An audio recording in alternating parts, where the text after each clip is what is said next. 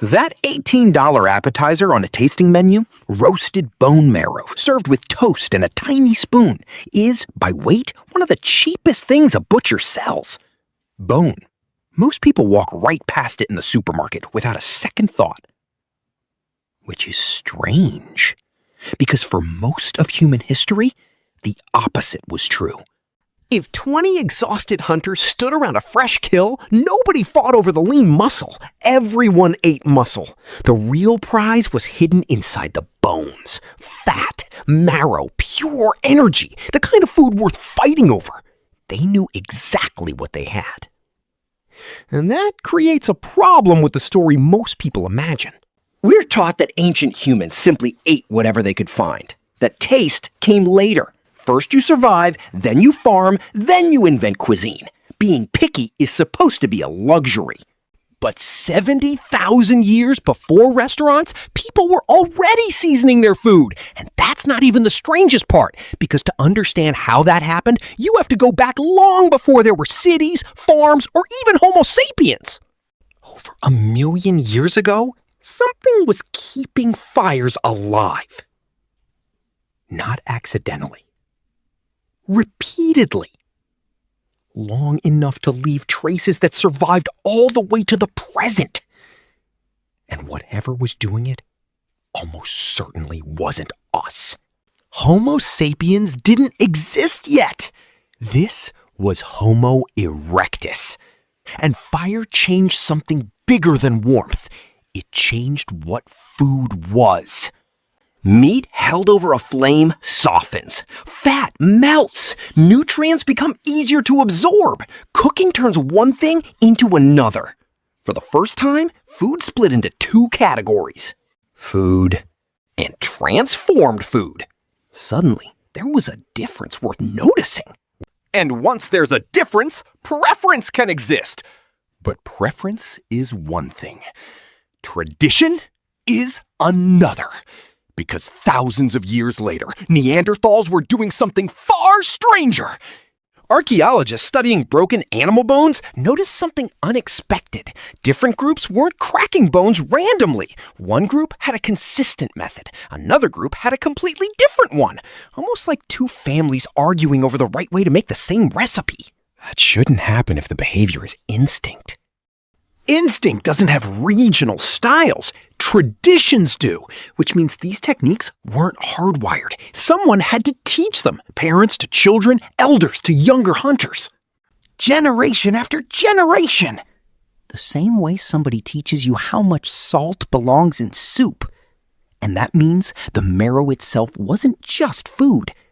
It was something worth getting right, something worth preserving, something with standards. But then, researchers found something even stranger. Inside the hardened plaque on Neanderthal teeth were traces of bitter plants like yarrow and chamomile. And these people weren't insensitive to bitterness. They carried the same genes that make bitter foods unpleasant to us. Which means they knew exactly how those plants tasted. Yet they ate them anyway. Probably for medicine. And that matters. Because you can't deliberately ignore taste unless taste already exists. You can't override something that isn't there.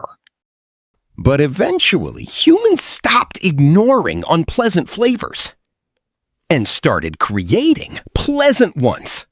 That's where the story becomes truly strange, because archaeologists discovered evidence that both Neanderthals and early Homo sapiens were taking food that was already perfectly edible, meat, grains, tubers, fish, and adding plants that provided almost no calories at all.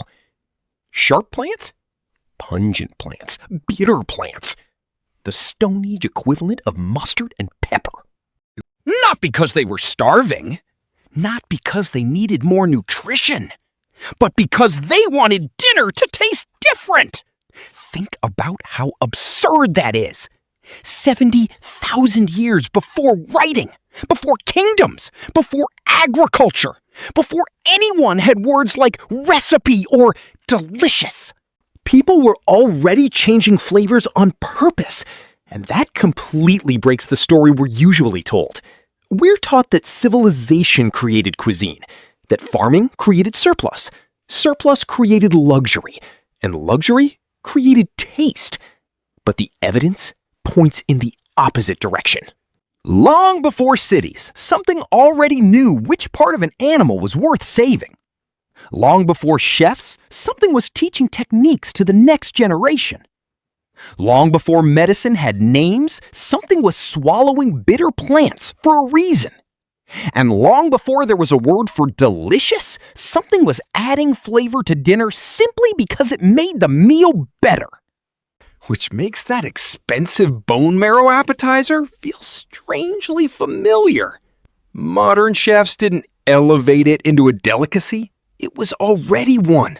It just spent most of history in between being forgotten. And that raises an interesting question. How many foods we treat as poor food today? Liver, sardines, fermented vegetables, offal, foods our grandparents grew up with, aren't inferior at all. Maybe they're just things we've forgotten how to appreciate. Because the people who first gathered around a fire and argued over the best part of a kill probably understood something we still do. Survival gets you through the day. But making food worth looking forward to? That might be one of the oldest human traditions we have.